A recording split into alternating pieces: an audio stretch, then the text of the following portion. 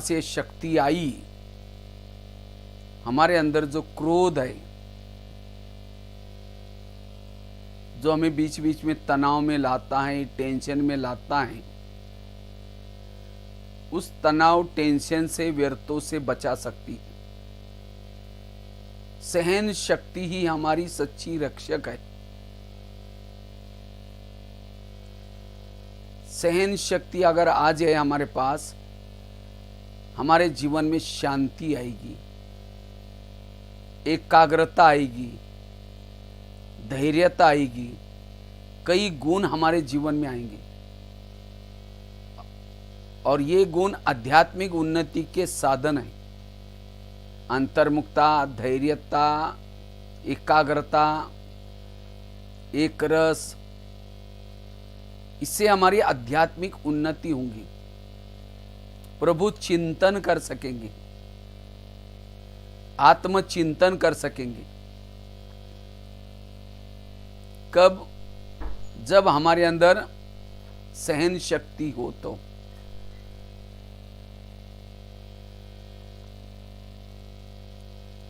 सहन शक्ति अगर आ जाए, मन एकाग्र होगा, मन के संकल्प में शक्ति आएगी, इससे वायुमंडल भी अच्छा बनेगा। जितनी हमारे पास सहन शक्ति होती है, हमारे चेहरे में हर्षित मुक्ता होती है, हमारी सारी निगेटिविटी खत्म हो जाएगी। क्योंकि सहन शक्ति न होने के कारण हम व्यर्थ सोचते हैं, इसने मेरे साथ ऐसा क्यों किया, ये मेरे साथ ऐसा क्यों करता है, और इससे हमारा टाइम वेस्ट हो जाता है। इतना ही नहीं, जिसने ऐसा वैसा व्यवहार किया उसके लिए नफरत पैदा होती है, घृणा पैदा होती है, वैर पैदा होता है, आपस में दरारें पैदा होती है और हमारे संस्कार फिर गुस्से वाले, तनाव, टेंशन वाले बन जाते हैं। इतना ही नहीं, अगर हमारे पास सहन शक्ति नहीं है, हमारी वृत्ति निगेटिव बन जाती है और वृत्ति से वायुमंडल फैलता है।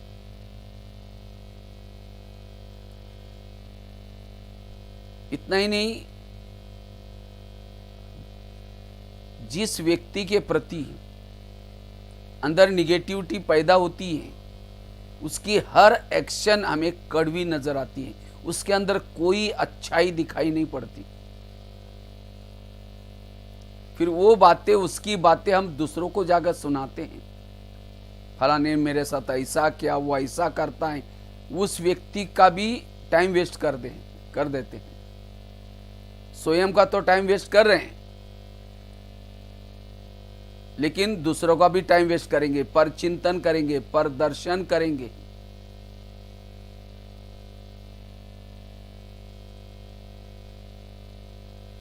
सहन शक्ति न होने से पूरा हम जीवन में डिस्टर्ब हो जाते हैं।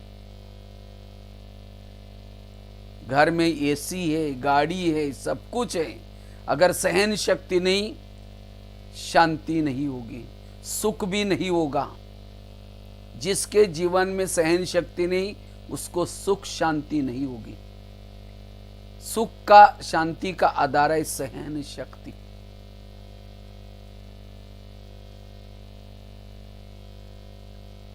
इसलिए वर्तमान की परिस्थितियों में हमें जीना है। इस कलयुग की दुनिया में जीना है, सहनशील होकर के जियो, सुखी बन जाएंगे। जो व्यक्ति सहनशील होता है, उसके जीवन में विपरीत परिस्थितियां भी आएगी, वो उसको पॉजिटिव बना देगा। तूफान भी आएगा, उसके लिए तोहफा बन जाएगा।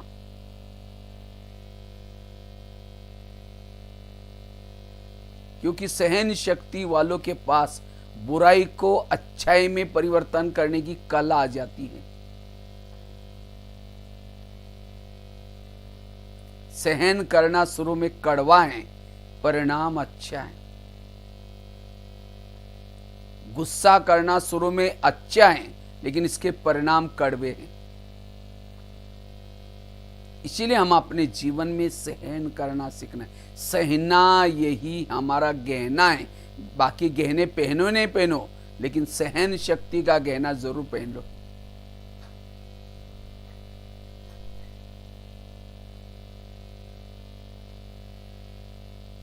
इसलिए व्यर्थों से मुक्त बनना जरूरी है। सकारात्मक रहने की बहुत जरूरत है।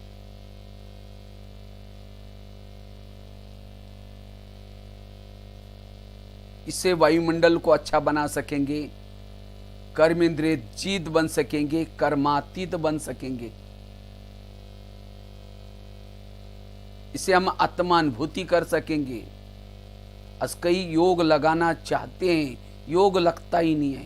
कहते हैं पता नहीं मेरा मन भटकता है, मेरी बुद्धि भटकती है। क्यों भटकती है? क्योंकि सारा दिन जो व्यवहार में, कर्म क्षेत्र में जो बातें आई, उन बातों का निगेटिव चिंतन चला, व्यर्थ चिंतन चला, मन भारी हो गया, और भारी मन प्रभु के पास नहीं जा रहा है। जब मन भारी हो गया, बुद्धि भी हमारी मलिन हो गई, मैली हो गई, क्योंकि निगेटिव सोचने से बुद्धि के ऊपर एक प्रकार की धूल आई।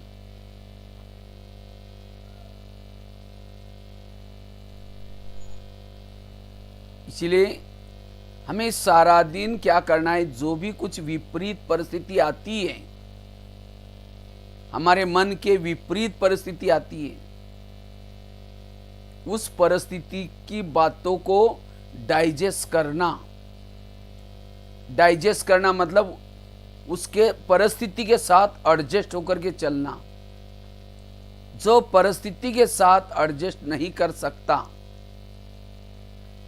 वो निगेटिव सोचता है।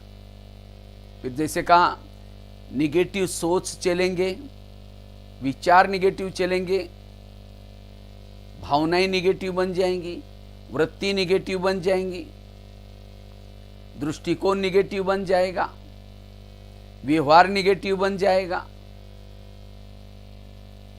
क्योंकि सहन शक्ति नहीं, हमारा पूरा जीवन निगेटिव बन जाता है। फिर हमें दुख की महसूस होते हैं, लगता है दुनिया बड़ी दुख वाली है, लोग बड़े खराब है।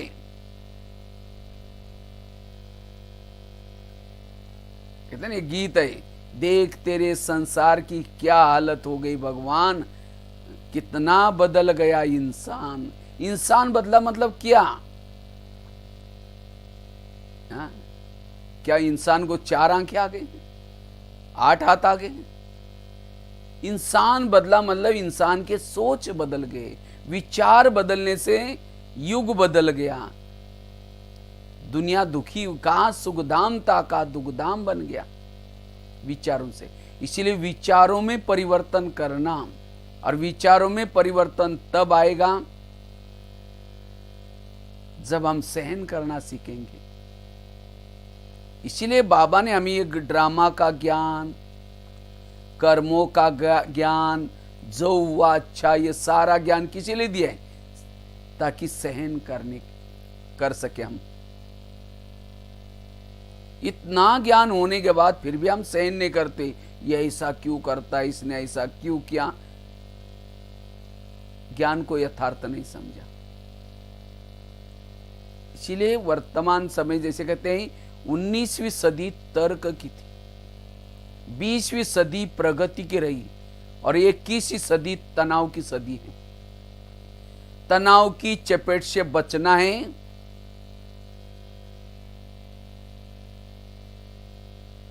उसके लिए सकारात्मक चिंतन का सहारा लेना जरूर है। और सकारात्मक तब बन सकेंगे जब हम सहन करेंगे। सहन करने वाला ही निर्विघ्न बन सकता है।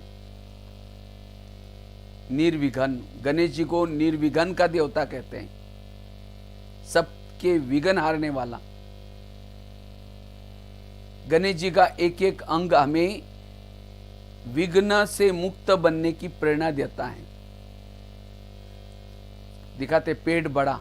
पेट बड़ा अर्थात कोई कुछ भी बोलता है उसको पेट में संभालो, अर्थात सहन करो, तब विघ्नहर्ता बन सकेंगे। हम भी अपने जीवन के विघ्नों को खत्म कर सकेंगे।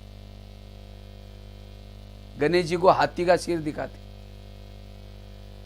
कहते हाथी इतना बड़ा लेकिन उसको आंखें छोटी छोटी होती हैं, क्योंकि हाथी की आंखों में विशेषता होती है, छोटी चीज बड़ी दिखती है। इसी तरह हमें भी अगर निर्विघ्न बनना है तो इसलिए छोटी छोटी बातों को बड़ा ये कर समझ करके उसको क्या करना है, अटेंशन देना है। हाथी हमेशा कान हिलाता रहता है, इतना बड़ा हाथी चींटी से डरता है। तो इसी तरह हमें भी क्या करना है, व्यर्थ बातें सुनने के लिए अटेंशन रूपी कान हिलाते रहना है, ऐसी बातें नहीं सुनना है। लेकिन हम क्या करते हैं, और क्या हुआ, बड़ा इंटरेस्ट लेते हैं, ऐसी बातें सुनी अंदर गई, ज्ञानी के अज्ञानी बन जाएंगे, विघ्न पैदा हो जाएंगे। इसीलिए व्यर्थ से मुक्त बनना, तब सहन शक्ति आएगी हमारे पास। सहन शक्ति बड़ी बहन है, बाकी शक्तियां उसकी छोटी बहनें हैं। जब बड़ी बहन आएगी तो छोटी बहनियां अपने आप आएगी। वो 7 बहनें, 7 दैव शक्तियां। और जब शक्तियां, अष्ट शक्ति हमारे पास आएगी, दैवी गुण शक्तियों के बच्चे हैं। दैवी गुण शक्तियों के बच्चे हैं। एक एक शक्ति के पीछे 4-4 दैवी गुण हैं, 4-4 उसके बच्चे हैं। अगर सहन शक्ति आ गई आपके पास, उसके साथ उसके 4 बच्चे आएंगे। कौन से? शांति, एकाग्रता, एकरस और अंतर्मुखता।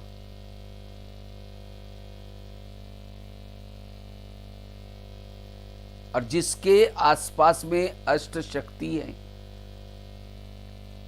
उसके पास 32-35 जितने दैवी गुण भी आएंगे।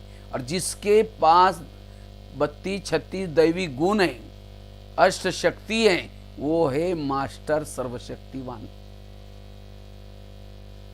उसकी पराजय नहीं हो सकती, उसकी विजय होगी। सहन करने वालों को शुरू में थोड़ा पराजय लगती है, लेकिन सदा काल के लिए विजय है। और जो गुस्सा करता है, क्रोध करता है, शुरू में उसकी विजय होती है कुछ समय के लिए, कुछ सेकंड के लिए। कहता है देखा, मैं इतना दिन का बदला ले लिया, इसका ये क्या। लेकिन सदा के लिए हम कांटे बो देते हैं। इसलिए हमें जीवन में सहन करना सीखना है।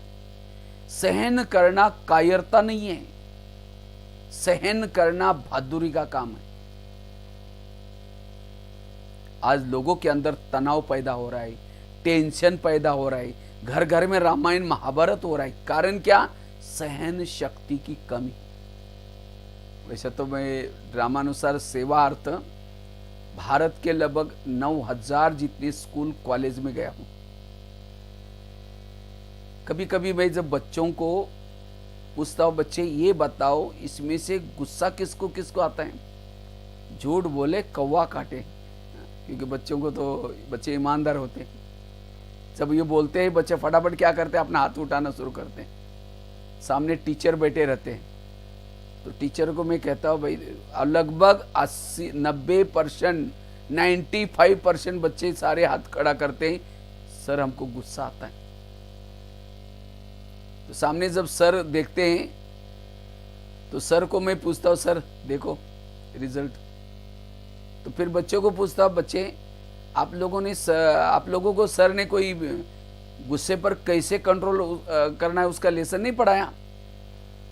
तो सर कहते हमको भी गुस्सा आता है। आज के स्कूल कॉलेज में सारी पढ़ाई IQ तो डेवलप की, होशियार तो बनाया, लेकिन सहन करना नहीं सिखाया। वो बच्चे यहां से तो पास हो जाते हैं, समाज में फेल हो जाते हैं। क्योंकि उसको सहन करना नहीं सिखाया। इसीलिए आज ये क्रोध सर्वव्यापी हो गया है। तनाव, टेंशन, आज कई लोग सुसाइड करते हैं। है पढ़े लिखे, आईक्यू बहुत अच्छे, इंटेलिजेंट, क्वेश्चन, बौद्धिक क्षमता अच्छी है, लेकिन सहन शक्ति नहीं है। रात में चैन की नींद नहीं आ रही है, करवट बदल रहा है, नींद नहीं आती, जो सारा दिन की बातें कुछ सहन नहीं हुई, नींद फिट गई, तो फिर वो शराब पीता है, नशा करता है, कई तो पेन किलर की दवाई लेते हैं। एक भाई को ऐसे मैंने ट्रेन में ज्ञान सुनाया, हमने कहा कि आप क्या करो, बहुत अच्छा लगा उसको। मैंने कहा आप आश्रम में जाना, आश्रम में 8-9 बजे सवेरे जाओ, तो 8-9 बजे जब जाएंगे ना, आपको बहुत अच्छा वहाँ का ज्ञान सुनने को मिलेगा। कहता भाई जी ये ज्ञान बहुत अच्छा है, लेकिन मैं 8-9 बजे नहीं जा सकता हूँ, शाम को 5-6 बजे जाऊँगा। हमने कहा क्यों? कहता है रात को सोते समय मुझे नींद नहीं आती, मैं बहुत टेंशन में हूँ, मैं रात को 3-4 बजे के बाद सोता हूँ और इसीलिए उठता हूँ दोपहर को 1-2 बजे। बड़ा ऑफिसर था, अच्छा व्यक्ति था। देखो आज लोगों की हालत, तनाव, टेंशन, क्यों? सहन शक्ति नहीं है। इसीलिए आज के स्कूल कॉलेज में ना माँ बाप सिखा रहे, ना बच्चों को ये सहन है। इसीलिए परमात्मा ने ये ब्रह्मा कुमारी विद्यालय खोला है, और इसी विद्यालय में ये काम, क्रोध, ये मानव के दुश्मन है, जिन्होंने पूरा मानव को खाली कर दिया। कहां सोने के महल थे, कहां भरपूर थे, लेकिन आज इन विकारों ने सबको खाली कर दिया। और इसीलिए परमात्मा आकर के अब क्या कर रहे हैं, इसी विद्यालय में वो ज्ञान दे रहे हैं, मेडिटेशन सिखा रहे हैं, जिस योग से, मेडिटेशन से हमें क्रोध के ऊपर जीत प्राप्त करना है।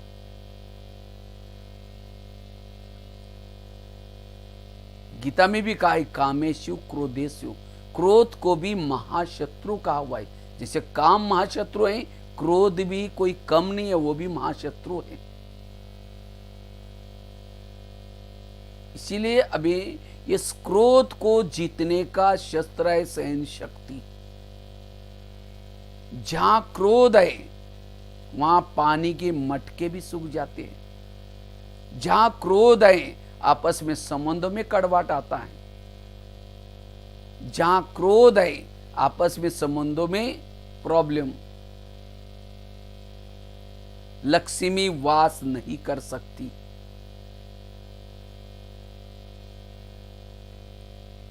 इसीलिए अब हमें सहन शक्ति को अपना करके शांति का अनुभव करना है, जीवन में सुख का अनुभव करना है। कहा मानव जीवन हीरे तुल्य है, लेकिन सहन शक्ति ना होने के कारण आज मानव जीवन कौड़ी के समान बना हुआ है। इसलिए कई लोग क्या करते हैं, जीवन में जो प्रॉब्लम आते हैं, समस्या आते हैं, चैन की नींद नहीं आती, तो उनको जीवन बड़ा संघर्षमय वाला लगता है। और ऐसे लोग क्या करते हैं, इस दुनिया से पलायमान हो जाते हैं, सुसाइड करते हैं, या जिसने ऐसा किया उसको ही मार देते हैं। आत्मा कभी भी मरती नहीं है, ना शस्त्रों से मरती है, ना आग में जलाने से मरती है, ना पानी में डूबने से मरती है। अगर हमने किसी को मार भी दिया, वही आत्मा अगले जन्म में फिर बदला लेती। हमने आगे के लिए और काटे बोए, जिस प्रॉब्लम को लेकर के यहां से हम भाग जाते हैं, सुसाइड करते, अगले जन्म में ब्याज के सहित वो प्रॉब्लम हमें सहन करना पड़ता है और दुखी बनते। जैसे बरसात आते हैं, छाता लेके चलते हैं, ठंडी है, गर्म कपड़े पहनते हैं, प्रबंध करते। इसी तरह हमें भी तनाव का, क्रोध का प्रबंध करना है, और वो प्रबंध है सकारात्मक सोच। सोच को सकारात्मक करने से हमारे अंदर सहन शक्ति आई, और जितनी हमारे पास सहन शक्ति आई, हम क्रोध के ऊपर जीत प्राप्त कर सकेंगे। और जो सहन करता है वही योगी बन सकता है। ये तो कई भाई बहन योग में बैठते हैं, कहते योग में माया आती है। माया आती है मतलब कोई राक्षस आता है वो हिलाता है। माया आती है मतलब सारा दिन की जो निगेटिव बातें हैं वो मन बुद्धि को परमात्मा के पास स्थिर बैठने नहीं देंगी, प्रभु चिंतन करने नहीं देंगी, आत्मचिंतन करने नहीं देगी। बैठेंगे योग में, लाल लाइट चल रहा है, गीत बज रहा है, शुरू करेंगे मैं आत्मा हूं, शांत स्वरूप हूं, फिर कहेंगे मेरे को उन्होंने क्यों बोला, फिर कहेंगे ठीक है मैं आत्मा हूं, फिर कहेंगे 15 दिन पहले भी तो बोला था, फिर कहेंगे ठीक है शांत स्वरूप हूं, फिर कहेंगे सबके बीच में क्यों बोला। योगी नहीं लगेगा। इसलिए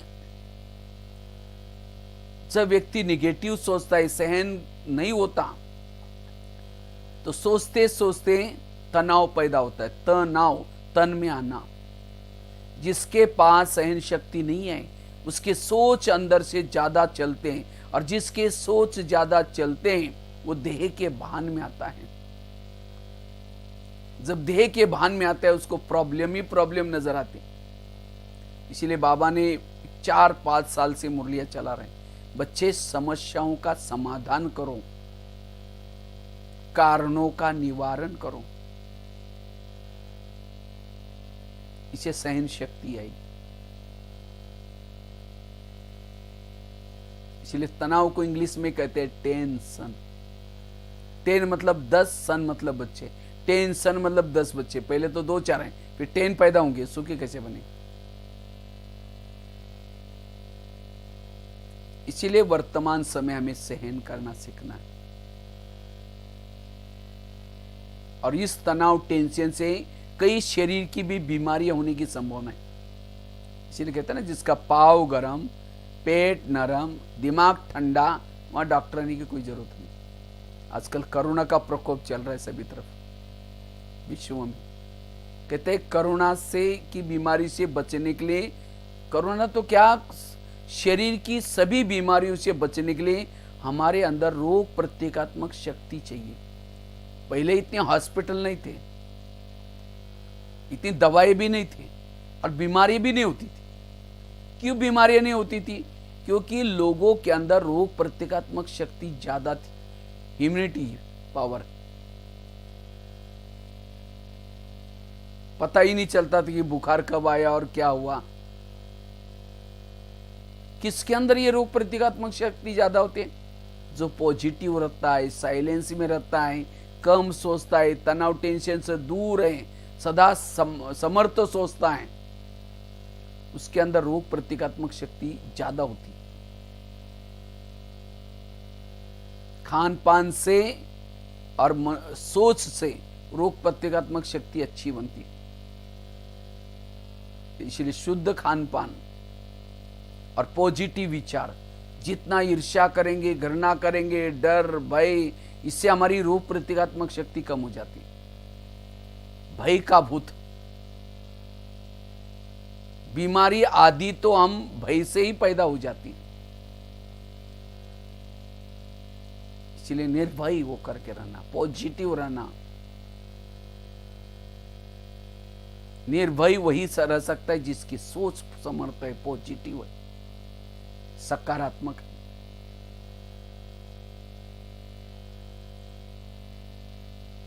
तो इसीलिए सहन शक्ति को जितना अपनाएंगे उतना भ्रुकुटी आसन पर आत्मस्वरूप की अनुभूति कर सकेंगे, अंतर्मुखी बन सकेंगे, जो भी ज्ञान सुनते हैं उसका चिंतन कर सकेंगे। पहले जमाने में मटके में सवेरे सवेरे मक्खन निकालते थे। मक्खन मटके में निकाला जाता है, क्यों? क्योंकि मटका ठंडा होता है, और वो भी सवेरे सवेरे के टाइम पर निकालते थे। लेकिन आजकल मक्खन तो डाइजेस्ट भी नहीं होता।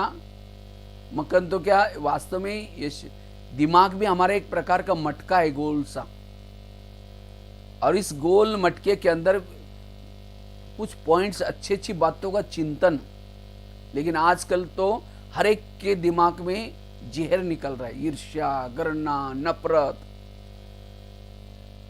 और आजकल तो क्या करते, देरी से उठेंगे, कहते हैं सवेरे 4 के 5 के बीच में जो उठता है उसको योगी कहते हैं, योगी।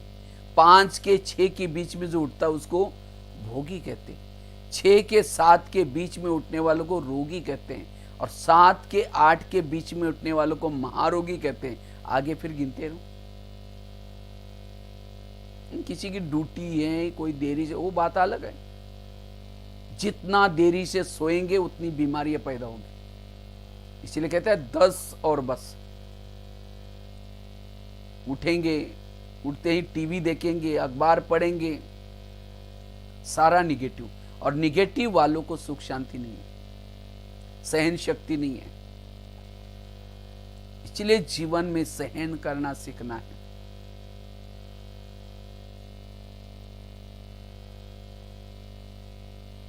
और जितना सहन करना सीखेंगे, पॉजिटिव बनेंगे, सकारात्मक बनेंगे, उतना मन स्थिर रहेगा, सदा हर्षित मुक्त रहेंगे। कोई भी प्रकार के मन की बीमारी नहीं होगी। जिसका मन बीमार उसका तन बीमार है।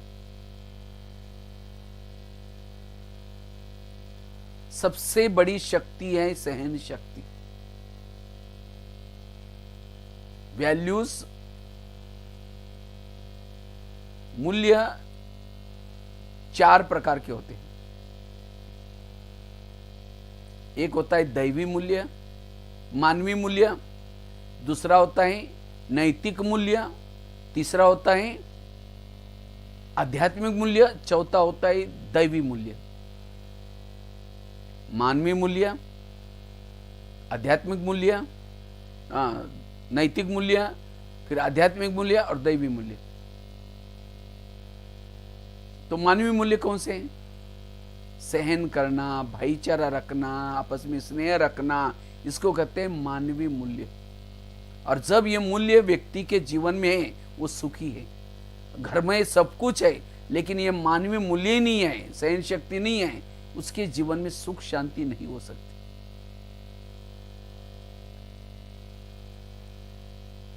अच्छा, मानव से भी हमें ऊंचा बनना है। मानव से भी ऊंचा बनना है। उसके लिए हमारे अंदर चाहिए नैतिक मूल्य। तो नैतिक मूल्य कौन से होते हैं? नैतिक मूल्य दया करना, क्षमा करना, परोपकार करना, अपकारी पर भी उपकार करना।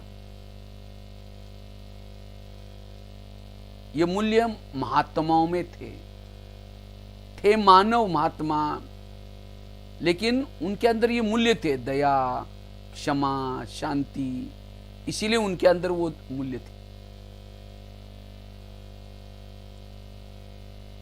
वो मानव से भी हाईलाइट हो गए। अच्छा, उससे भी ऊंचा, महात्माओं से भी ऊंचा हमको बनना है, योगी बनना है।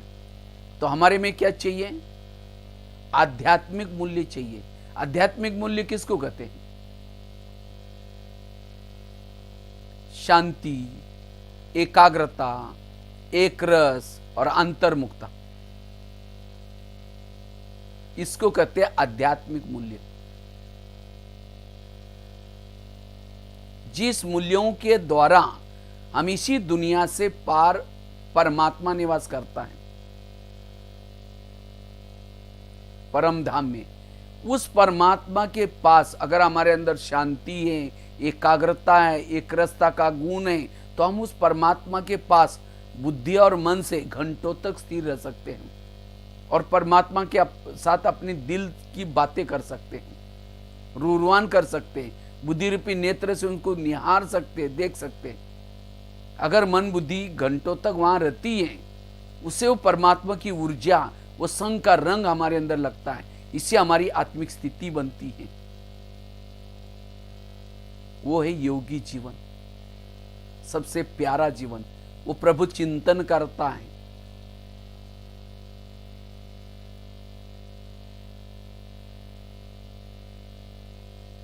उससे भी ऊंचे हैं दैवी मूल्य। दैवी मूल्य कौन से हैं? मर्यादा पुरुषोत्तम, डबल अहिंसक, सर्वगुण संपन्न, 16 कला संपूर्ण, यह है दैवी मूल्य। लेकिन उसके लिए कोई पुरुषार्थ करने की जरूरत नहीं है। जो परमात्मा के पास घंटों तक बैठता है, प्रभु चिंतन करता है, मनन चिंतन करता है, उस परमात्मा के संग से ये 16 कला संपूर्ण, संपूर्ण, निर्विकारी, मर्यादा पूर्ण, ये अपने आप आते हैं। उसके लिए कोई पुरुषार्थ नहीं। पुरुषार्थ है आध्यात्मिक मूल्यों में, घंटों तक परमात्मा के पास बैठने में। लेकिन आध्यात्मिक मूल्य किसके अंदर आ सकते हैं? जिसके अंदर नैतिक मूल्य है और साथ में मानवीय मूल्य है।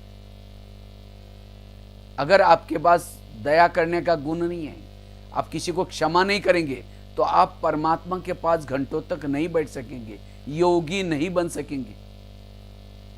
तो आध्यात्मिक मूल्यों का फाउंडेशन क्या रहा? दैवी मूल्य का फाउंडेशन आध्यात्मिक मूल्य। आध्यात्मिक मूल्यों का फाउंडेशन क्या रहा? नैतिक मूल्य और साथ में मानवीय मूल्य। अगर यह नहीं है आपके पास, आप परमात्मा के पास घंटों तक नहीं बैठ सकते। इसलिए हमारे अंदर दया, क्षमा, परोपकार, अपकार पर उपकार, ये गुण चाहिए। लेकिन दया क्षमा कौन कर सकता है? नैतिक मूल्य किसके अंदर आ सकते? जो सहन करता है, अर्थात जिसके अंदर मानवीय मूल्य है, वही दया कर सकता है, क्षमा कर सकता है। इसका मतलब दैवी मूल्यों का, आध्यात्मिक मूल्यों का, नैतिक मूल्यों का फाउंडेशन क्या रहा? मानवीय मूल्य। इसीलिए कहते हैं पहले तो मानव बन, मानव, अर्थात पहले सहन करना सीखना है। और जो सहन करना सीखता है वो देवता भी बन सकता है। एक पत्थर भी सहन करते हैं, मूर्ति बनती है। तो क्या हम सहन करके मूर्ति नहीं बन सकते? चैतन्य देवता नहीं बन सकेंगे? इसीलिए सहन करना है। एक मटका भी लेने के लिए हम बाजार में जाते हैं तो क्या करते हैं? बजा बजा करके देखते हैं। तो हमें भी लोग परखेंगे ये कितना महान है, उसके लिए हमारे पास सहन। संसार में जितने लोग महान बन के गए हैं, उन्होंने जीवन में सहन किया। बिना सहन करते कोई महान नहीं बन सकता। लेकिन आज हमारे अंदर कहते मुझे ही सहन करना है, मेरे को ही सब झुकना है, मेरे को ही करना है। इसीलिए फिर हम कभी कभी क्या करते हैं, वो फट जाता है। गुस्सा क्या होता है? कई दिनों की सहन शक्ति नहीं तो वो फट जाता है। इसलिए हमें उन बातों को पॉजिटिव लेकर के सहन करना है, उन बातों को डाइजेस्ट करना। जैसे गटर का पानी ऐसा ही फ्रिज में रखो तो क्या हो जाएगा? बदबू मारेगा। अगर फिल्टर करके रखो तो बदबू नहीं मारेगा। इसी तरह किसी ने मेरे साथ गलत व्यवहार किया, कुछ बोला, ऐसे ही उन बातों को सहन नहीं करो, लेकिन निगेटिव को पॉजिटिव में चेंज करके, बदल करके फिर चेंज। मेरा उसका साथ कोई पिछले जन्मों का हिसाब था, उत्सुक तो हो गया, तब आपको कुछ बुरा नहीं लगेगा। चलो ठीक है, मैं चुप रहता हूं। फिर करते करते समझो कोई माता जी है, पति ने उसको कुछ बोल दिया, सास ने कुछ झगड़ा कर दिया, कुछ बोल दिया, थप्पड़ तो नहीं मारेगी, चुप तो बैठेगी। लेकिन जब पति ऑफिस में चला गया, सास इधर उधर गई, तो क्या करेगी? कोई पानी पीने के बहाने, माचिस लेने के बहाने पड़ोसनी के पास जाकर बैठेगी और बैठ करके कहेंगे खाना खाया? वो कहेगी अरे क्या खाओ, मेरा पति ने आज ऐसा, अरे मेरा भी पति आज ऐसा ही किया, बड़ा घमासान कर दिया। और सास भी उसको साथ दे रही थी, मैं इतना काम करती हूँ, वो कहेंगे हाँ मेरा भी ऐसा ही बोलता है। ये अपनी पति की सुना रहे हैं, वो अपनी की पति की सुना रहे, सास बहू की सुना रहे, बेटी की सुना रहे 1 घंटा। फिर कभी कभी बोलते बोलते वो कहते हैं मैं भी कभी कभी धमकाती हूँ उसको, तो तुम भी कम करना नहीं। ऐसे ऐसी उसने राय दी, फिर वो आई, आने के बाद फिर वही बातें चिंतन में चल रही। चलते चलते शाम को जो पति आता है, पानी मांगता है, कैसे देंगे, ले तेरे को आता नहीं। गुस्सा करता है, ये करता है, फिर खाना भी उसी विचारों में बनाएंगे। वही खाना पति खाएगा, सास खाएगी, बच्चे खाएंगे। जैसा खाओगे अन्न वैसा बनेगा मन। पूरा घर रामायण महाभारत बना ये गुस्से से। इसीलिए अब हमें इन बातों को पॉजिटिव लेकर के डाइजेस्ट। वैसे तो माताएं तो सहन तो बहुत करती, लेकिन सहन की भी बातें अपने तक नहीं रखेगी, औरों को सुनाएगी। सहन करके उसको समा लेना, तब वो शक्ति का रूप धारण करती है। अगर सहन करके 10 जगह पर सुनाएंगे, रोएंगे, वो कमजोरी बन जाएगी। इसीलिए सहन करके उसको समाना, तब शुभ विचार आएंगे, शुभ भावना आएंगी। उस जो आपको तंग कर रहा है, परेशान कर रहा है, उसके अंदर बदलाव आएगा। जितना आप उन बातों को, निगेटिव बातों को औरों को सुनाएंगे, फैलाएंगे, उतना उसके अंदर और ही दुरिया बनती जाएगी, वो परिवर्तन नहीं होगा। फिर हम कहते हैं मैं तो सहन करती हूं तो भी ये परिवर्तन नहीं हो रहा है, बदल ही नहीं रहा है। क्यों? हम सहन करते लेकिन औरों को सुनाते हैं और भी वायुमंडल खराब करें। इसीलिए सहन शक्ति जरूरी। ये है पहला फाउंडेशन हमें सहन। ये जो टोटल हमें जो ज्ञान मिला है, ये ज्ञान मिला है हमारे जीवन में जो प्रॉब्लम आते हैं, चाहे प्रकृति के तरफ से आए, चाहे लोगों के तरफ से आए, उसको मुझे सहन करना है। और जितना सहन करेंगे बड़ा बनेंगे। जैसे दही बड़ा बनता है, कभी खाया होगा दही बड़ा। दही बड़ा बड़ा कैसे बनता है? रात को उड़द की दाल को पानी में भिगोते, सवेरे उसको मिक्सी में पीसते हैं, आटे को फेंटते रहते हैं। कब तक? जब तक वो पानी के ऊपर नहीं आता तब तक उसको फेंटते हैं। फिर गरम गरम तेल के अंदर डालेंगे, तेल से निकाल करके ठंडे पानी में डालेंगे, ठंडे पानी से निकाल करके जोर से उसको दबाएंगे। अगर वो टुकड़े टुकड़े हो गए, मेहमानों को नहीं खिलाएंगे। उसके बाद क्या करते हैं? उसको प्लेट में रखेंगे, फिर दही डालेंगे, इमली की चटनी डालेंगे, ऊपर से भुना हुआ जीरा पाउडर डालेंगे, लाल मिर्ची डालेंगे, हरा धनिया डालेंगे, तब जाकर के क्या बना? दही बड़ा बना। और जिसके सामने आएगा कहेंगे वाह बड़ा कितना अच्छा बना। बड़ा बड़ा तब बना जब उसने सहन किया। इसी तरह अगर हमें भी बड़ा बनना है, कोई पीसते भी रहेंगे, कोई फेंटते भी रहेंगे, कहीं कहीं कब तक मैं कब तक सहन करूं? इस घर में जब से मैं आई तब तक मुझे, तब से वो खिटपिट चलती रहती है। कब तक? और कब तक का अंत नहीं है। जैसे आटे को कब तक फेंटते हैं? उसको ग्लास में पानी लेके लेंगे, आधा ग्लास फेंटा हुआ आटा उसको पानी में डालेंगे। अगर वो डूब गया वड़ा ठीक नहीं बनेगा, और उसको फेंटेंगे। इसी तरह हमें भी जब तक हल्के नहीं बनेंगे, ऊपर नहीं जाएंगे, तब तक लोग फेंटते रहेंगे। खट्टी मीठी तीखी सारी बातें आएंगी। हर परिस्थिति को सहन करना है। बड़े को इतना सारा पीसा फेंटा, नमक लगाई, मिर्ची लगाई, सब कुछ करने के बाद तलेंगे, ये करेंगे, तो भी जब मुंह में डालेंगे 32 दांत भी प्रहार करना शुरू करते, वो भी चबा करके खाएंगे, तो भी वो सहन करता है। इसी तरह हम कितना भी सहन, चारों तरफ से बातें आएंगी, हमें उसको सहन करना। इसीलिए दीदी हमेशा कहती थी, मर मर मर, झुक झुक झुक, सीख सीख सीख। जीवन में मरना सीखो, सीखना सीखो, झुकना सीखो। कौन कर सकता है? जो सहन करता है। जिसके पास सहन शक्ति नहीं है वो झुक नहीं सकता। कहे कि मैं क्यों झुकूं? पहले तो वो झुके ना। अभिमान वाला कभी झुक नहीं सकता, वो फिर टूट जाएगा, वो सहन शक्ति नहीं आ सकती। इसलिए मुझे सहनशील बनना है। ये सहन शक्ति से ही हम शिव शक्ति बन सकते हैं, शक्तिशाली बन सकते हैं, अपनी स्थिति को ऊंची बना सकते हैं, पर चिंतन से बच सकते हैं, आत्मचिंतन कर सकते हैं। इसलिए सहन शक्ति को अपनाना है। आज शिव बाबा बड़ा बना, ब्रह्मा बाबा, दादियां, इन्होंने जीवन में सहन किया है। कई लगते हैं ये मुझे और कुछ नहीं बुरा लगता, जिसका मैं भला करती हूं, जब वो बुरा करता है तब मुझे थोड़ा सा दिल में दर्द होता है। संसार का नियम है, जिसका भला करेंगे वही आपका बुरा करेगा। ये संसार का ही नियम है।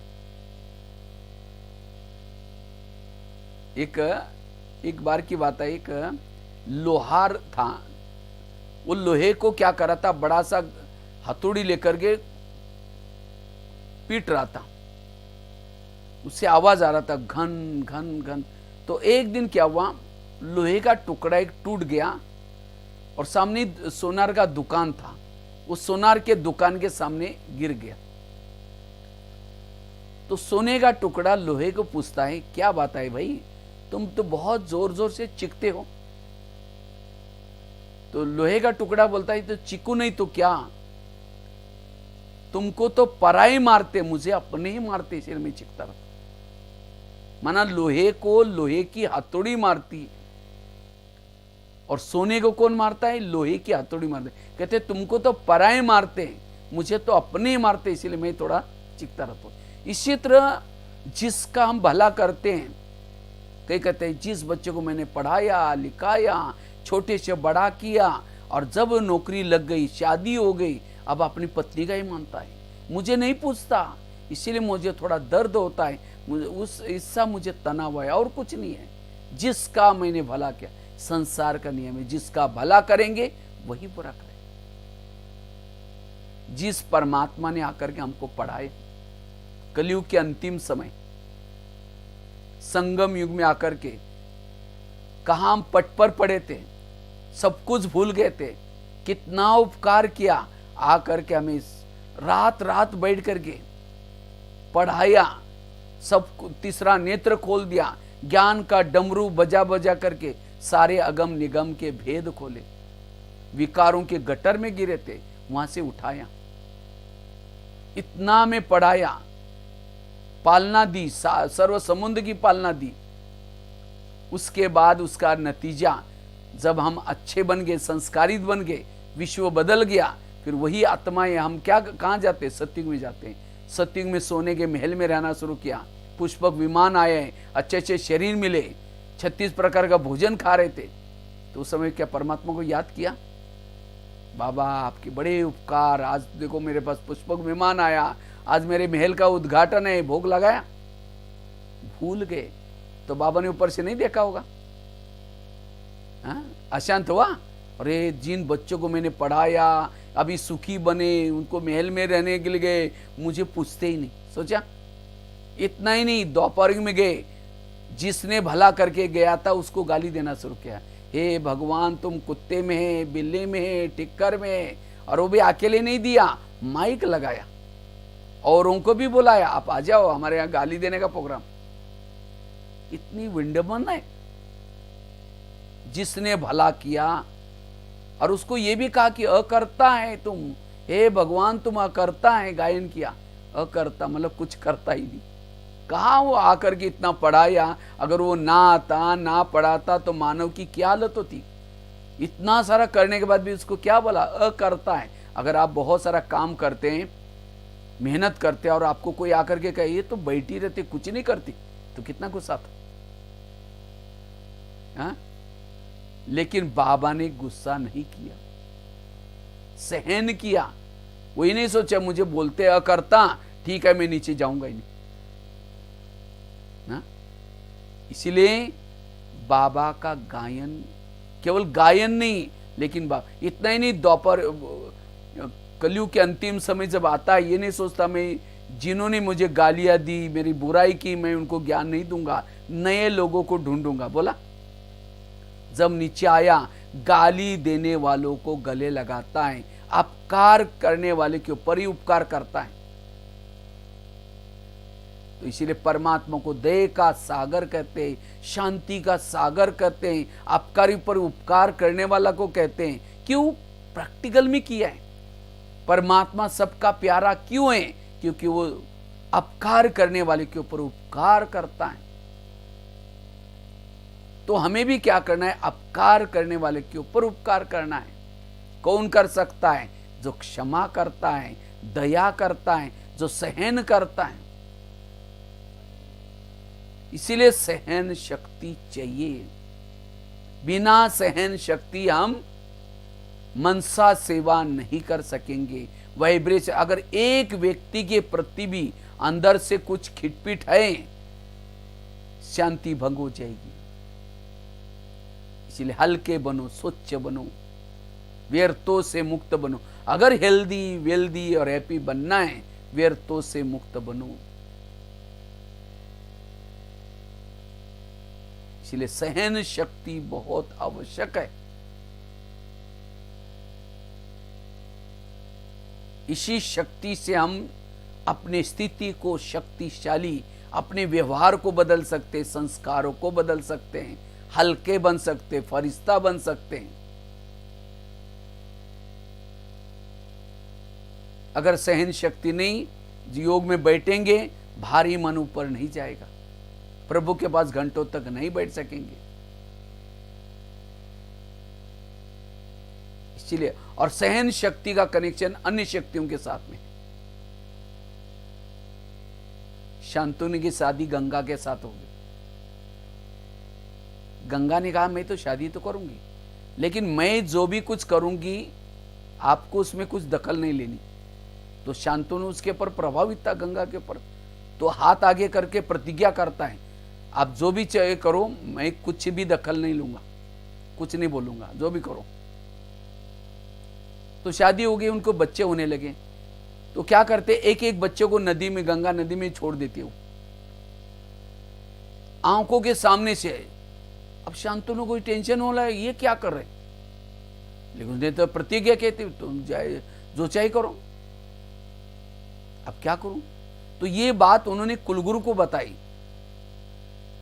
तो कुलगुरु को कहा कि ऐसी बात है, इसीलिए मैं आजकल गुमसुम हो गया, ये टेंशन हो गया।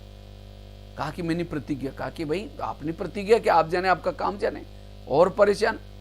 आखिर एक दिन देखा कि वो बच्चे को लेके जा रहे नदी में छोड़ने के लिए, गंगा में छोड़ने के लिए।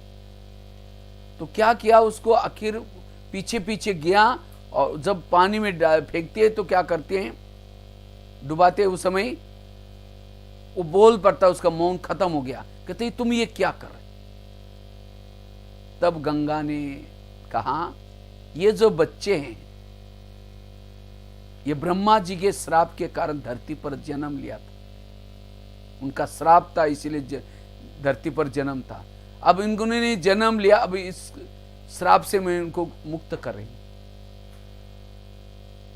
तो अच्छा काम कर रहे थे, लेकिन कहा कि मैंने आपको बोला था, आपको चुप रहना है, मैं जो भी करूंगी, लेकिन आपने बोला अब मैं आपके साथ नहीं रह सकती।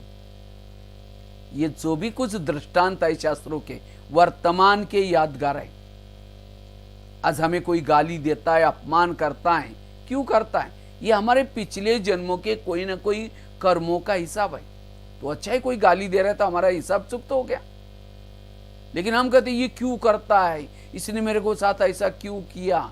जब क्यों क्या करते हैं, हमारा मौन टूट जाता है, तो हमारे दिमाग में जो ज्ञान गंगा बैठी है वो उठ की चली जाएगी। इसलिए इन बातों को संभालो। इसीलिए गीता का, रामायण का, महाभारत का सार क्या है? जो हुआ अच्छा हुआ, जो हो रहा अच्छा, जो होगा वो भी। मेरे जीवन में जो कुछ हो रहा है सब अच्छा ही हो रहा है। कोई मेरा अपमान करे, कोई मेरे को गाली दे, कोई मन को चुप रखना, और जो मन को चुप रखता है व्यर्थों से मुक्त है।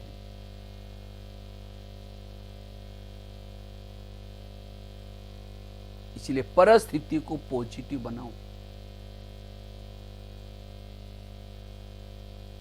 अभी भी मैं कोई जेल में गया था, वैसे तो लगभग 800-900 जेलों में भी सेवा करने के लिए जाने का मौका मिला।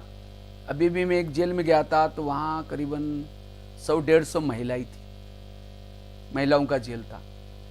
तो मैं कार्यक्रम करने के बाद एक 2-3 महिला को उठा करके पूछा, आप जेल में क्यों आए? तो एक ने कहा कि मैं कॉलेज की प्रिंसिपल हूँ। हमने कहा कॉलेज की प्रिंसिपल और आप जेल में कैसे आए?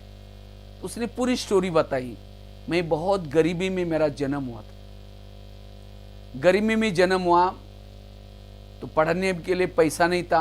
मैंने मेहनत करके कुछ ना कुछ करके इधर उधर जॉब करके अपनी पढ़ाई पूरी की। पढ़ाई करते करते मुझे कॉलेज में लेक्चरर की नौकरी लगी। जब लेक्चरर की नौकरी लग गई उसके बाद मेरी शादी हुई। जब शादी हुई बच्चे हो गए, तो बच्चे भी पढ़ाई में उनको पढ़ाई कराई, बड़े होते गए।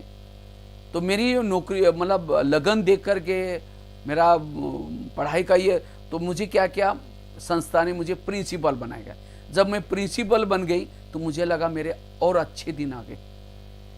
तो उन्होंने क्या किया, एक बड़ा सा मकान बनाया, गाड़ी ली। उसके बाद बच्चे भी बड़े हो गए तो बच्चों की भी शादी होगी, तो बहू आ गई। लेकिन कहा कि जो बहू आई थी ज्यादा पढ़ी लिखी थी, तो खाना पीना बनाना नहीं जानती थी। अब मुझे लगा था अब कोई बात नहीं, अभी तो आई है, 8 दिन तो हो गया। 8 दिन हो गया, महीना हो गया, 2 महीना हुआ, साल हो गया, 2 साल हो गया, कुछ नहीं करते। अब मुझे टेंशन शुरू हो गया। तो एक दिन मैं कॉलेज से कहते, वो प्रिंसिपल ने कहा मैं थोड़ा कॉलेज से लेट आ गई, कुछ मीटिंग थी। अब लेट आई। जब लेट आए उसको रात को 8-9 बजा था, तो उसको लगा बहू ने कुछ तो किया होगा। देखा वो आराम से बैठी। कहा कि बेटा तुम कुछ तो बनाती? कहते मुझे कुछ नहीं आता। अब उसको लगता है कि इसके कारण, एक के कारण मैं सबको भूखा कैसे मारूं। तो क्या किया, आखिर खाना बनाना शुरू किया। आटा बनाया, दाल चावल बनाया, रोटियां बेल रही थी। जब रोटियां बेल रही थी, बहू आकर के कमर पर हाथ रख करके खड़ी हो गई। अब कहते हैं कि आप कॉलेज में जाते, कोई बड़ी बात है क्या? वहाँ एसी में बैठो, बेल बजाओ तो आपको पानी ला कर देते हैं, कोई बड़ी बात है क्या? एक तो खाना बनाने के लिए मदद नहीं कर रहे, और दोबारा ऐसे शब्द यूज किए। इतना उसका, इतना दिन का जो टेंशन था, गुस्सा था, वो जो बेलन से रोटियां बना रही थी, वो स्टील का बेलन था, गुस्से से फेंक के मारा, बहू के सिर में लग गया। बहू खत्म हो गई। पुलिस वालों को पता चला, पकड़ के लेके गए। कोर्ट ने फैसला किया आजीवन कारावास, मर्डर केस जैसी। देखो उस मैडम ने सब कुछ पढ़ा, लेकिन क्या नहीं पढ़ा? सहन करना नहीं सीखा। ये तो एक कहानी मैंने आपको सुना, एक कहानी। ऐसे हजारों कहानियां आज हमने देखी है। आज सहन शक्ति की कमी, घर घर में रामायण महाभारत बन रहा है। इसलिए वर्तमान समय आज सहन शक्ति बहुत जरूरी, और जितना जीवन में सहन करना सीखेंगे, अपराध से मुक्त बन जाएंगे, बीमारियों से बच जाएंगे। जैसे कि ना आज 70% लोगों को जो शरीर की बीमारी हो रहे, सहन शक्ति की कमी के कारण। आज किसी को पेट की बीमारी होती है, ईर्ष्या वाले विचार चलाए, पेट की बीमारी हो गई। ईर्ष्या क्यों चली? किसी की नाम हो रहे हैं, उसका ज्यादा नामाचार हो, सहन नहीं हो रहा है, ईर्ष्या। तो ईर्ष्या आएगी, पेट की बीमारी। आज किसी को दूर का कम दिखता है, दूसरे की बुराई को आंखें फाड़ फाड़ के देखते। आज किसी को अस्थमा हो गया, दमा, कोई भी बातों को पेट में दबा कर रखेंगे, दमे का प्रॉब्लम। आज किसी को शुगर होते, दूसरों को कंट्रोल में रखने की कोशिश करेंगे, मैं इसकी सास हूं, मैं इसका पति हूं, मैं इसकी मां हूं, लेकिन आजकल कोई किसी को नहीं मानता। जब नहीं मानता, ऐसे बॉडी में केमिकल उतरते हैं, इसे शुगर हो जाती है, स्पॉन्डिलाइट, ब्रेन ट्यूमर, ब्रेन हेमरेज, सारी बीमारियों का जड़ें सहन शक्ति की कमी। इसीलिए आजकल डॉक्टर भी कहते हैं भाई ज्यादा टेंशन नहीं लो, ज्यादा सोचो नहीं, लेकिन वो सोच न चले, टेंशन न, उसके लिए कोई टैबलेट देता है? साइंस के पास कोई टैबलेट नहीं है। ये टैबलेट मिलती है आध्यात्मिकता में, मेडिटेशन से। इसलिए ब्रह्मा कुमारी का केंद्र एक हॉस्पिटल है जहां मन का इलाज होता है। कर्मों का ज्ञान, ड्रामा का ज्ञान, जो हुआ अच्छा, ये सारा ज्ञान, ये ज्ञान हमें, और जब हम मेडिटेशन करते हैं, साथ में योग करते हैं या ज्ञान सुनते हैं, इससे हमारे अंदर धीरे धीरे पॉजिटिविटी आएगी, मन हल्का हो जाएगा, मन सदा खुश हो जाएगा। इसलिए वर्तमान समय अगर सहन शक्ति को हमें डेवलप करना है, ये ज्ञान का चिंतन जरूरी है। जैसे कहा ना, टीवी खोलो निगेटिव, अखबार खोलो निगेटिव, किसी के बाद जाकर के बैठो निगेटिव। सवेरे सवेरे हमें 3 चीजें करनी है। अमृत वेला का योग, क्लास के पहले का योग और मेडिटेशन। ये 3 चीजें जो करता है, सहन शक्ति आएगी। इन 3 चीजों से मनोबल बढ़ता है, आत्मबल बढ़ता है। इसलिए वर्तमान की परिस्थिति में, इस कलयुग में, अगर सुख से जीना चाहते हैं, शांति में जीना चाहते हैं, ये सहन शक्ति को अपनाओ। जिसके पास सहन शक्ति नहीं है, क्रोध करता है, जेलों की चक्कर काटता है, पुलिस स्टेशन की चक्कर काटता है, कोर्ट कचहरी की चक्कर काटता है, हॉस्पिटल की चक्कर काटता है, जीवन कौड़ी तुल्य बनाता है। और वही अगर थोड़ा ज्ञान सुनने के लिए बुलाओ तो, बहन जी हमको कहाँ टाइम है, हमारा दुकान खोलना पड़ता है, हमारा ये खोलना पड़ता है। अगर वहां 1 घंटा आते तो ना जेल में जाने की जरूरत है, ना पुलिस स्टेशन जाने की जरूरत है, ना जीवन में सुख ही सुख। इससे आपकी नींद और ही कम हो जाएगी। हमारे ब्रह्मा कुमारी में काफी सारे भाई बने, बस और कुछ नहीं करते। सवेरे 4 बजे उठते हैं, उस समय तो सारे लोग सोए रहते। जो टेंशन में, तनाव में रहता है, उसको ज्यादा नींद की जरूरत पड़ती है। और जिसको कोई टेंशन ही नहीं, तनाव ही नहीं है, जो सहनशील है, उसको कम समय में उसकी नींद पूरी हो जाती है। जब हम लोग 10 बजे सो जाते हैं, 10 बजे सो जाते हैं, 2:30-3 बजे उठ जाते हैं। डॉक्टर भी कहते हैं अगर हेल्थ अच्छी बनानी है, डीप स्लीप चाहिए। डीप स्लीप में वही सो सकता है जो टेंशन तनाव से दूर है। टेंशन तनाव से वही दूर है जिसके पास सहन शक्ति। सहन शक्ति तब आएगी जिसके पास पॉजिटिव थिंकिंग का ज्ञान है। तो ये ब्रह्मा कुमारी का ज्ञान केवल सत्युग में जाने के लिए नहीं, लेकिन वर्तमान समय अगर हमें सुखी बनना है, मानसिक बीमारियों से बचना है, ये ज्ञान जरूरत है। इसलिए एक व्यक्ति था, कहीं खेती में जा रहा था। जब खेती में जा रहा था, दूसरा एक साथ में जा रहा था, उसको पूछ ऐसे बातें करते करे, भाई कहाँ जा रहे? कहता मैं जा रहा हूँ थोड़ा खेती में जाकर कुछ लकड़ियाँ तोड़नी है, उसके लिए जा रहा हूँ। तो वो दूसरा था, वो अपना वो कहता है अच्छा आपके भी आगे मेरे को जाना है। दोनों बातें करते करते चले गए। फिर शाम को जब आ रहा था, कुदरती दोनों मिल गए। तो जो दूसरे गांव में जाकर के आया तो बोला अरे तुमने सवेरे से इतनी लकड़ियाँ तोड़ी? कहता हाँ साहब इतनी तोड़ी। क्यों? कहता कुल्हाड़ी को धार ही नहीं। कहता धार लगा के जाओ, लगा के लाओ। कहता टाइम ही नहीं है ना धार लगाने के।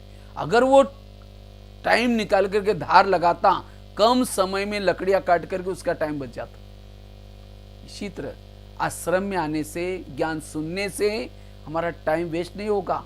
और ये हमारा जो कोर्ट कचहरी में टाइम जा रहा है, कहीं हमारा चरित्र खराब हो रहे हैं, कहीं हॉस्पिटल में टाइम जा रहा है, कहीं घूमने फिरने के लिए टाइम जा रहा है, सारा टाइम बच जाए। धार लगा दो, टाइम बच जाएगा, पैसा बच जाएगा, समय। इतना ही नहीं, अगर हमारा चरित्र अच्छा बन जाएगा तो हम सबके प्रिय बन सकेंगे, निश्चिंत हो सकेंगे। और यही हमारी असली कमाई है जो हमारे साथ में जाएगी। जब इस सृष्टि का परिवर्तन होगा, विनाश होगा, तो हम जो इन आंखों के द्वारा जो कुछ देखते हैं सब नष्ट होने वाला है।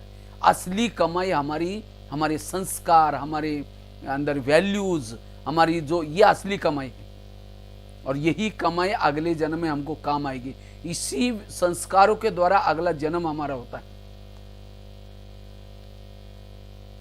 इसलिए, और अगला जन्म तो अगले तो सतयुग आने वाला है। अगर हमें सतयुग में जाना है, अच्छी दुनिया में जाना है, तो हमें सहन करना सीखना है, पॉजिटिव संस्कार धारण करना है। कहते हैं राक्षस और देवता दोनों एक ही बाप के, माँ बाप के बच्चे थे, लेकिन राक्षस राक्षस बने, देवता देवता बने। क्यों? क्योंकि राक्षसों की संगत गलत थी, खान पान गलत था, क्रोध था, इसीलिए वो राक्षस बने। और देवताओं की संगत अच्छी थी, खान पान शुद्ध था, इसलिए वो देवता बने। और वो कैसे बनेंगे? आध्यात्मिकता से। आज सबका, हमारा सबका मालिक कहते एक है, सबका पिता एक है। लेकिन आज किसी के क्या संस्कार के, क्यों हम आध्यात्मिकता की तरफ डोंट केयर कर रहे हैं। इसलिए हमें ये ज्ञान योग से हमें सहन करना सीखना है, पॉजिटिव बनना सीखना जरूरी है। इसीलिए वर्तमान की परिस्थिति में अगर हमें विजयी बनना है, सुखी बनना है, सहन शक्ति जरूरी है। और सहन शक्ति के लिए हमें कर्मों का ज्ञान होना जरूरी है। जितना जितना हमें कर्मों का ज्ञान होता है, क्योंकि वास्तव में हमारे जीवन में जो प्रॉब्लम्स आते हैं, समस्या आते हैं, समस्या क्यों आते हैं? वर्तमान की हमारी समस्या हमारे ही कोई ना कोई कर्मों का परिणाम है। क्योंकि टाली कभी एक हाथ से नहीं बचती, टाली के लिए कितना चाहिए? 2 हाथ चाहिए। कई बार कहते हैं मैं इसके रास्ते में कभी जाती नहीं, मैंने इसका बुरा कुछ किया नहीं, फिर भी ये मेरे साथ ऐसी क्यों करती, इसने मेरे साथ ऐसा क्यों किया। अभी कुछ दिन पहले मैं कोयम्बतूर गया था, तो वहाँ कार्यक्रम करने के बाद ऐसे ही वहाँ की बहनों ने कहा, भाई जी एक बहुत बड़ा वीआईपी है, उनको मिलने के लिए जाना है, थोड़ा बीमार है। हमने कहा चलो ठीक है, कोई बात। हम गए, तो जब गए तो उनका जो मकान मैंने देखा, इतना सुंदर मकान था, सामने बहुत सारी गाड़ियां थी और नजदीक उनकी फैक्ट्री थी। तो जब मैं गया, उनका सोफा सेट इतने सुंदर था, ऑफिस इतना सुंदर, मैं तो देखा, मैं सोचा बेचारा स्वर्ग में बैठा है उनका मालिक। उनके बाद जब तक हम इंतजार करते रहे, वो आए। आने के बाद कुछ बातें करते करते उनकी आंखों में आंसू आ गए।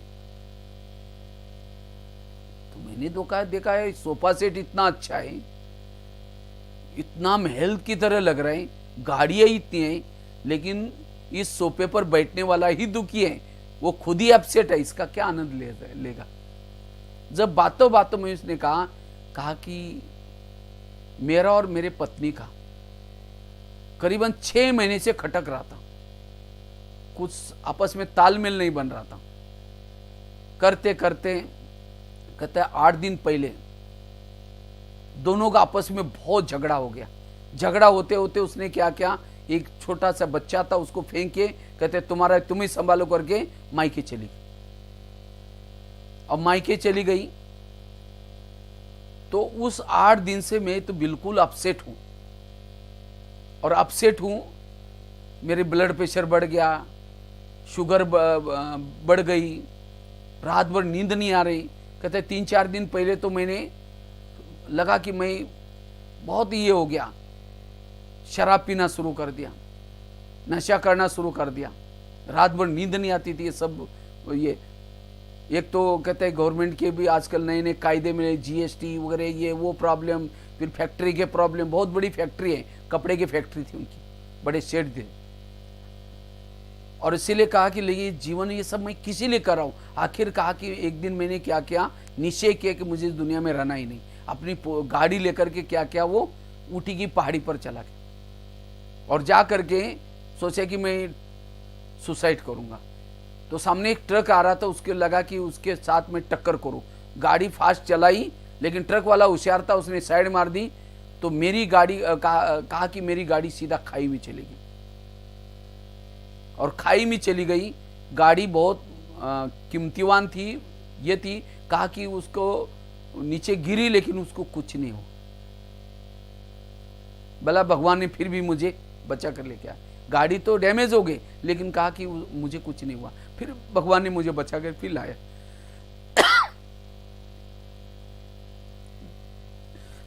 देखो, उनके पास सब कुछ है, पैसा है, सब कुछ है, लेकिन क्या नहीं है? सहन शक्ति नहीं है, जीवन जीने की कला नहीं है, आपस में तालमेल बैठाने की कला नहीं है। ये तो ये घटना बताई, ऐसे आज हर जगह पर चल रहा है। और इसलिए आज वर्तमान जरूरत है सहन शक्ति। आज वास्तव में हमारे जीवन में जो भी हमारे आसपास के लोग हैं, कोई हमको देने के लिए, कोई हमारे से लेने के लिए।